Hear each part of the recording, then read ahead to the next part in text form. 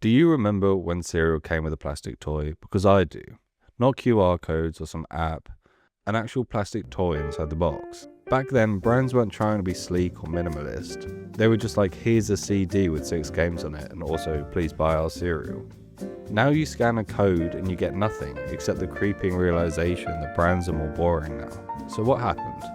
In the 90s and early 2000s, cereal wasn't just breakfast, it was a way to add something new to your collection.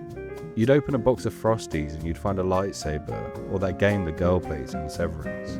They didn't care if it was on brand, they just wanted kids to freak out over breakfast. But we don't see that kind of energy anymore. Brands start getting nervous from safety concerns and rising production costs, and they start promoting themselves not as fun, but as healthy. In 2007, Kellogg's had to recall 2 million boxes of cereal, just because they had toys in them. Yes, it was a Spider-Man gadget that tested positive for lead, but they just could have just not used the lead, which obviously isn't good, but how about we just don't use the lead paint? We didn't have to shut the whole thing down. But what does that have to do with cereal? From what I can see, the cereal is innocent. And yes, there were a few legit choking cases in the 80s and 90s, but I'm sure we can figure a way around that. But no, instead of cool toys, we get QR codes and mazes. And I do mean we, because I want these toys too. I miss when instead of there being plastic in our food, there was plastic next to our food, especially if it's in the shape of Uncle Fester. Who doesn't want Uncle Fester falling into their bowl of cereal in the morning? I understand the safety concerns, but if Lunchly can still operate despite there being mouldy cheese in their products, we should be allowed to put Jimmy Neutron Spoon in our cereal. I'm outraged, and I'm frankly disappointed.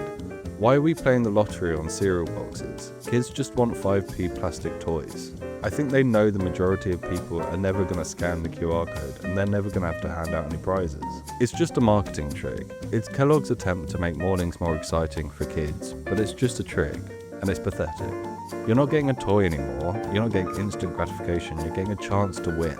And the things that you can win aren't even good. It's a discount or a game on an app that no one gives a shit about. And the worst part is you don't even need to buy the cereal to enter. There's a no purchase necessary link in the small print. So why even put the promotion on the box? It's not for the kids, it's to gather email addresses. The goal of a website is to get an email address. That's what they really want, your data, so they can bombard you with ads in your emails later on. Give me your email address and I'll give you more. In the 80s and 90s, the golden era for cereal prizes, people were eating more than 40% more cereal than they do today. Stickers, Hot Wheels, mini board games, you weren't just getting breakfast, you were getting a surprise. By the year 2000, when toys were still common, cereal sales hit their all-time high of 14 billion. After that, toys started disappearing and QR codes started showing up. And surprise, surprise, the sales fell off a cliff. By 2015, the industry had lost nearly a third of their value. And by 2023, cereal sales in the US had dropped by nearly 25% in volume. So don't tell me the toys didn't matter, they literally fueled the peak in the cereal industry. But instead of bringing back what actually worked, they introduced digital vouchers and small print that no one reads. But there is hope, not everyone gave up. Kinder is still standing strong. I am reviewing a Kinder Surprise Egg. They still do wind up toys and spinning tops, and don't get me wrong, they're not as good as they used to be, but I dread to think of the day that you open a Kinder Egg up and there's just a QR code inside. And then there's Happy Meals, they're still going strong, and the Minecraft collab was crazy. Before that, there were Pokemon cards, Mario toys, and Lilo and Stitch plushes. And it's not even just for kids, adults are lining up for hours to get the Grimace Egg.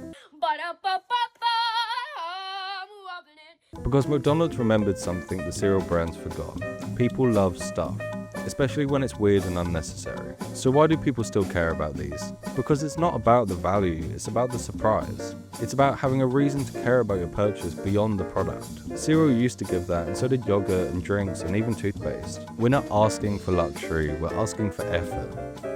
A tiny plastic injection molded toy of the Rugrats, it's all I ask. And honestly, there's no reason cereal can't bring this back. Imagine how popular Labubu cereal would be, or little Minecraft blocks in your cereal bowl, or one of those MP3 players that we used to get. Give me chaos or toy-based incentives. I want breakfast to be fun again, because when brands were trying to be fun, we remembered them. And when they clearly don't care about us having fun with their product, we're not going to remember them. When I was a kid, cereal boxes used to be like loot crates, and now they're just beige boxes of fibre and disappointment. Kids used to wake up excited for breakfast, and now they have to wait all day for their McDonald's Happy Meal dinner. So shout out to that, and shout out to Kinder for holding down the front lines in Europe. If you remember a cereal toy that absolutely slapped when you were a kid, put it in the comments. And if you see a new cereal on the shelves that has a toy inside, be careful when you're eating it, because I want them to come back.